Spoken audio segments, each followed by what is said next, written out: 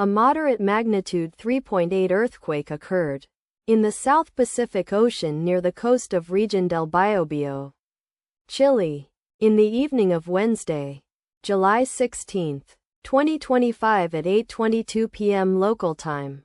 America, Santiago GMT-3. The quake had a very shallow depth of 32 kilometers, 20 miles, and was reported felt by some people near the epicenter. First to report, volcano discovery after 3 minutes. The earthquake occurred 11 hours after a magnitude 4.3 earthquake had hit on Wednesday, July 16, 2025, at 8:03 a.m. local time. America, Santiago GMT-4.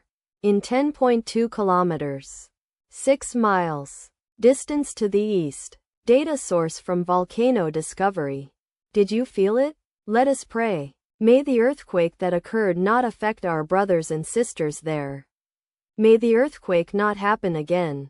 And may God protect everyone. Amen.